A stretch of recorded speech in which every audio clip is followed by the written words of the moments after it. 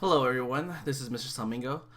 This lesson will be on music, section 2, and this particular section is about music in the Middle Ages. So, in general, we're going to talk about music and what was going on during the Middle Ages. We're going to listen to two pieces or two clips that you need to know for your decathlon test, and ultimately understand what the innovation is during this era.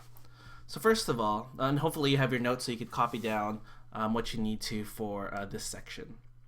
So first of all, we need to know generally what's going on during this era. First of all, instead of saying the Dark Ages, which most people familiarize themselves, generally it's called the Middle Ages because they weren't really dark or wasn't bad. So we're talking about the Middle Ages. The most significant forces of medieval life is feudalism and Christianity. Feudalism is a political and economic system that really requires tiers or orders or basically a top to bottom approach. There had to be different levels. So at the top is a lord, as you can see here with the crown. Underneath the lord are these vassals. Underneath the vassals are like peasants, which they call serfs. Okay, vassals are also known as noblemen, and they swear allegiance to the lord. And the lord in turn gives these vassals parcels of land, and these lands are called fiefs. And they were worked on by serfs. So automatically, inherently, there's this class system in feudalism. Okay. In terms of Christianity, Christians were persecuted by the Roman Empire at first, but all this martyrdom because of they died because of the persecution. The Christians created this organized religion. By the 2nd century, each Christian community began to designate a leader, and this leader was called the bishop. Because Rome was the most important city, the leader or the city or the bishop of that city was called the Pope, which some of you already know, and then recognized as called the Supreme Pope by the end of the 6th century. They lived in places called monasteries, and this was special communities where they would have monks and nuns that devoted their lives to God. This was the community that they lived in. Now, in terms of like a historical or a timeline of what happened in Christianity, several early leaders were critical in establishing Christianity. According to legend, Constantine I was kind of like the first, and he saw a cross burning in the sky before Constantine was about to go into battle. So when he won that battle, he baptized his entire household, and then his Edict of Milan, as you see here, this edict made Christianity legal and gave the church the right to own its own property. He declared that the political ruler would also lead the church. Okay. Now, Theodosius, he was the person that made Christianity official in the Roman Empire in 380 CE. Next was Clovis. Clovis's decision to ensure this throne basically ensured that the throne, that the leader and the leader of the religion would stay inside his family. So he made sure that when he passed on, the heirs would take over the throne. So this was kind of like the foreshadowing of feudalism that we talked about in the last slide. He was married to a Christian princess that convinced him to pray before a battle. So that's how he got into the whole Christianity thing. He unified all the Frankish tribes, and he also converted himself after his entire army. He converted himself and an entire army after a victorious battle. And then we get to Charlemagne. Charlemagne consolidated power in the vacuum left centuries. Like once Clovis died, there was this power vacuum. There was nobody in charge. So he consolidated all the power. He did so by conquering all the Saxon tribes that were in the area, and he required that they all turn to Christianity. Pope Leo III crowned Charlemagne the first Holy Roman Emperor in return for saving Rome from the Lombards. Okay. In 1789, Charlemagne declared that monasteries would also provide schools for boys with subject matter, and we're going to talk about those schools. And then with the assistance of Alcuin of York, Charlemagne instituted one of the earliest widespread educational systems in Europe. So he was crowned the first Holy Roman Emperor, and had a great respect for education, one of the people that started schools. So what kind of school are we talking about here? So Alcuin, who we talked about, and Charlemagne made this new educational system, and it was modeled on seven liberal arts. There was what they called a trivium, which was grammar, logic, and rhetoric. and the quadrivium, which was arithmetic, geometry, astronomy, and music. These were called the higher arts, okay? Arithmetic, geometry, astronomy, and music, okay? This is all based on what they call measurement. So this instruction of these 7 liberal arts took place in monasteries and cathedrals.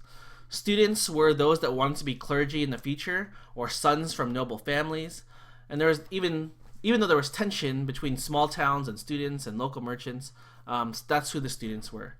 In more urban systems, some cathedral schools developed into universities. For example, University of Paris. Okay. So, medieval theorists viewed music, again, the subject is music, as the patterns that govern life and the cosmos of the stars. So they thought of music as just patterns. How about that? Patterns. Okay. One of the most influential music theorists was St. Augustine, who was also known the Bishop of Hippo, so aka the Bishop of Hippo. Born in 354, died in 430. His treatise De Musica and his later text Confessions were also very widely circulated. In Confessions, Augustine guiltily remarked that he sometimes takes more pleasure from singing itself than the truth it conveys. So it's kind of like this confession that, like, oh, when I sing, I really just like singing. I don't really like the message of the song. But he eventually determines that singing should be allowed in church practices and incites that, it should be more common to have singing in church. The church was then encouraged to create melodies for text instead of just reading them aloud. So this thing right here, he contemplated music and piety. Is it wrong to like the music more than the message? Okay. BOETHIUS, I believe that's his name, the Institutia Musica, or it's called On the Organization of Music, was one of the most widely studied treatises of this time. So BOETHIUS created this written document called On the Organization of Music, or in the language it's called the Institutia Musica. Okay, and why was it the most widely studied treatise of its time? Well, he believed the majority of knowledge. He provided the majority of knowledge about ancient Greek music. He believed in clear relationships between the universe and music. And music should be divided into 3 dimensions. MUSICA MUNDANA, which means music of the spheres. MUSICA HUMANA, harmonious relationship between the body and soul. And MUSICA INSTRUMENTALIS, which is audible sounds produced by voices and instruments. For hundreds of years, these conceptions of music's influence on the cosmos and the human body were taught. This was taught in universities. So now taking that context and talking about mass, where it says mass effects, okay? Over the centuries, religious services began to follow increasingly standardized patterns. So mass was always the structured, standard pattern. At all times, mass was always the same. In the earliest Catholic monasteries, there was essentially no guidelines that regulated daily life or worship. The Rule of St. Benedict was an enormously influential text that offered some of the first guidelines for monastery life. So again, at the very beginning, there was no rules. There was nothing that said anything about how you're supposed to do monastery life. So the Rule of St. Benedict, that was the first time there was this rule or guide telling people what are you supposed to do. Okay. Eventually, these standardized forms of worship grew to feature 2 types of services every day. One was called the offices, and one was called the Mass. For ordinary Catholics, attendance at a weekly Mass is customary, though the services are held daily.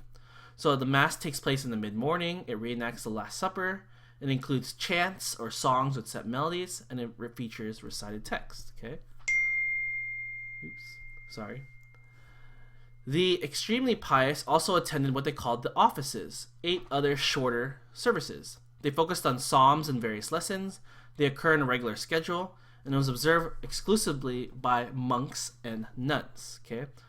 While ordinary texts that always remained the same, proper chants were the ones that changed daily. Okay, so this is what they call the liturgy, formalized worship services that differed based on the season of the year. So let's focus on the chant, and this is actually the first song you have to know for music. Okay, many of the items in the various church services were framed by introduction or closing music.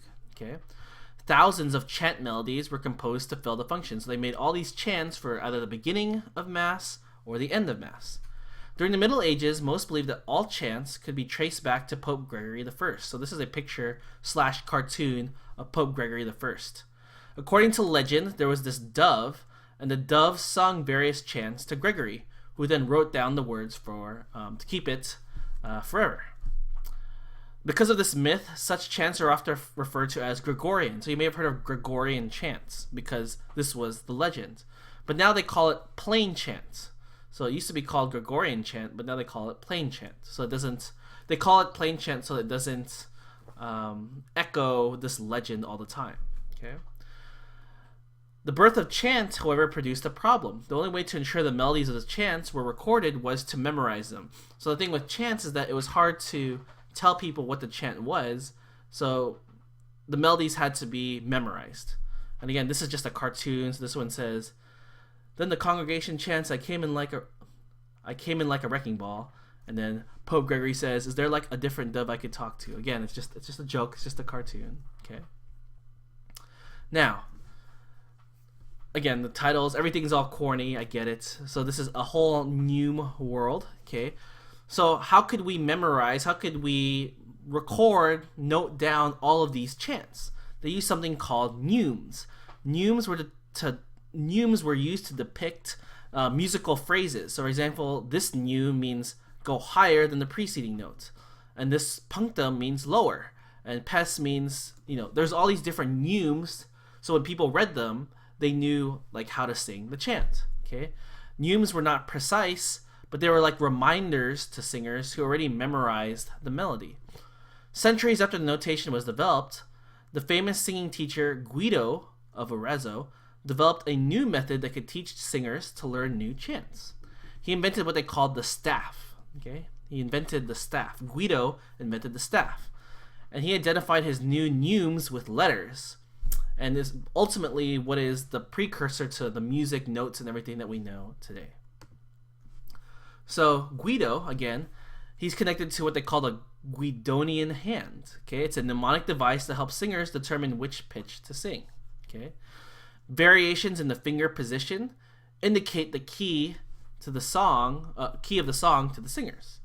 Most importantly, Guido, he developed a system of psalmization, right here, psalmization, where he assigned syllables to each step of the scale. This is also called solfeggi or solfeggio.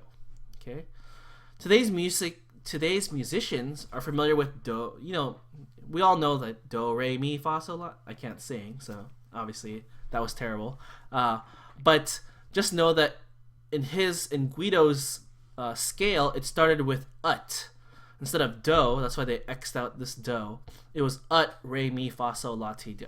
Okay. Guido, pictured here, he was the first practical theorist of music, and I guess that's what you need to know. So there's different types of text setting. There's syllabic text setting and melismatic. Syllabic means there's a one-to-one correspondence between syllables and notes. So there's a note for every syllable. So for example, row, row, row your boat. So every word, every syllable in the song corresponds with a note. That's different than melismatic, which has many pitches that embellish a single syllable. So for example, angels we have heard on high, it's like angels we have heard, like heard, Anyway, long story short, there's many pitches, again, I can't sing, that embellish a single syllable. This is called troping, as you see here, which means inserting new material into a pre-existing chant. This first emerged when composers began adding new syllables to the notes, which is called, melismatic. The sequence, a trope which was eventually given an independent role in the liturgy, began as part of what they call the jubilus. So, where it says here, used most famously for the final syllable of Alleluia, this was called the jubilus.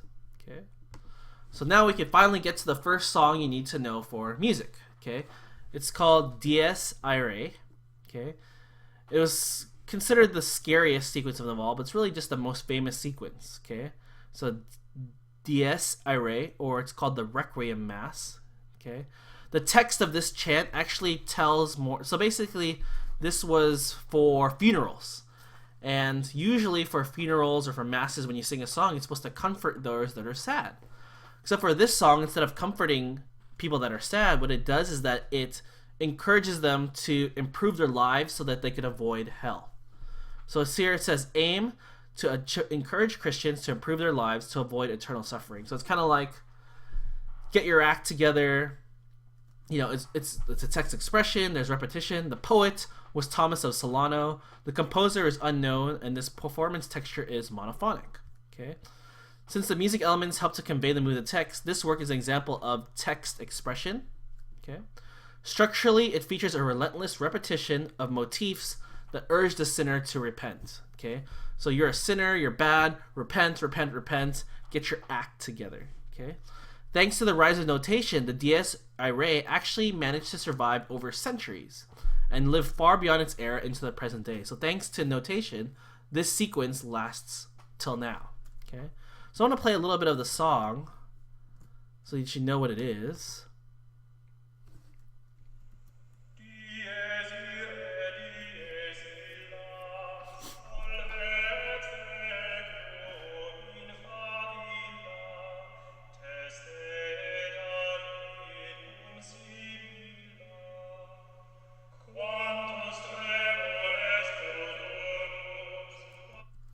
So that I'm gonna play more of it when we have class, but I want you to get a gist of what the song sounds like. Okay. So today there's only really two modes in which songs are used, or there's only two modes that are used today. There's major and then there's minor. Major is what they call Ionian, and today's minor is called Aeolian. So there's only two modes currently. Back in the medieval days, there was actually 6 modes. Do you have to memorize all of them? Kinda. Obviously, you know how the decathlon tests are. You have to memorize everything. So hopefully you understand that there's 6 modes. Okay. Each mode uses a different collection of half and whole steps. So it's best reproduced by only playing the white keys on a piano. Okay. The mode that dies irae is based is Dorian. So Ionian and Aeolian, that's major, minor. And the one that this song is, which mode it's in, is Dorian. Okay. So we're going to take a break real quick, and I want to show you that dies irae is actually commonly quoted in different contemporary movies. So I'm going to show you some clips from Star Wars and Lion King, so you can see dies irae that's quoted and things like that.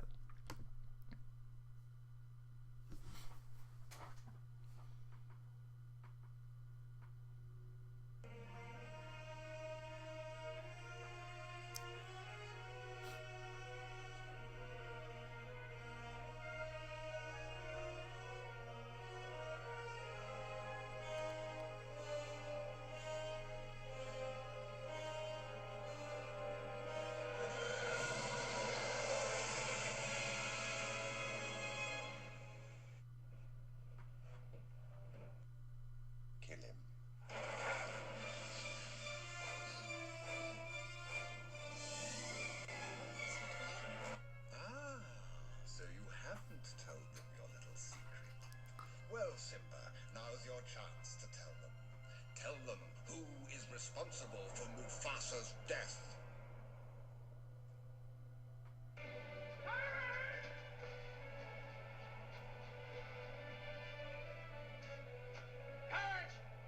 Clarence!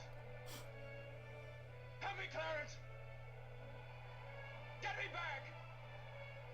Get me back! I don't care what happens to me! Get me back to my wife and kids! Help me, Clarence, please! Please! I want to live again! I want to live again! I want to live again! Please, God, let me live again.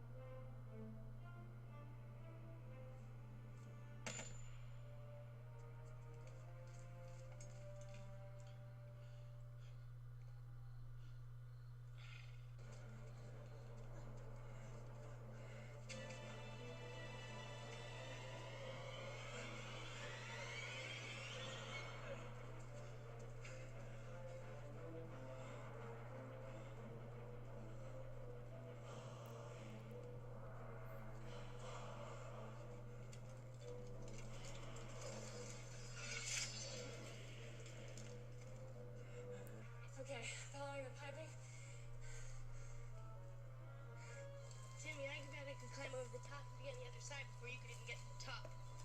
What you give me? Respect? Come on, guys. It's not a race. I see the box. It says high voltage. Yeah.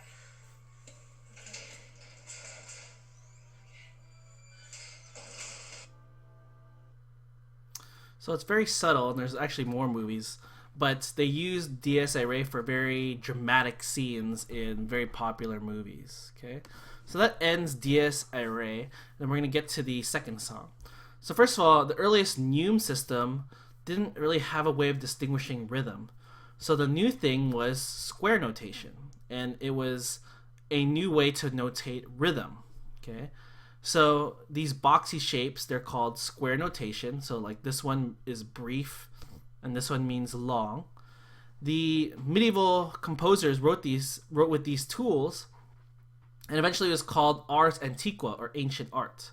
9th century composers also began to create polyphonic textures in which multiple musicians performed at the same time.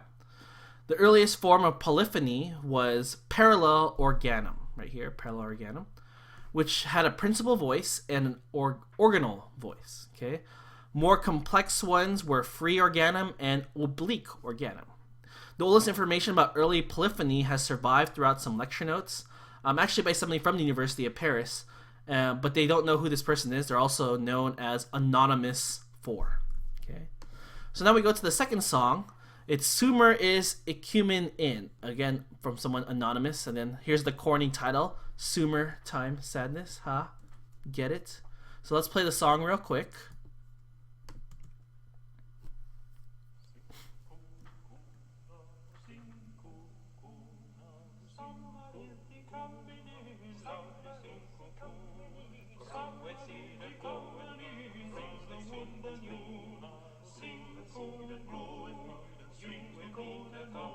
So you may notice different in this one than Dies Irae, so that there's this lower track, like a low bassy track, and then someone singing like a track above it. The lower layer is called the rondellus, and it's a polyphonic genre for two or more voices that was popular in the Middle Ages. The rondellus melody may have been derived from a chant, okay, and it was also performed as an ostinato, a motif that's repeated many, many, many, many times. Okay, the upper layer, the person that was kind of singing on top of that track, is what they call imitative polyphony, called a canon. Okay, it's also known as a round. The English word for a canonic piece was called a rota. So this piece is nicknamed the reading rota. Oh, sorry, let me get you to your PowerPoint slide. Okay, so the rondellus, singers switch off singing between the A and B melodies, and then we also have the canon, where one group starts the melody and then a second group echoes the same melody. So we have 2 layers of musical activity, or 6 voices going on. And this particular song is celebrating the arrival of summer. Again, another corny title, the Machat Must Go On. So here are the changes in late medieval music performance and practice. So after this, what were the changes? We now have a mensuration system, and this was different note shapes now.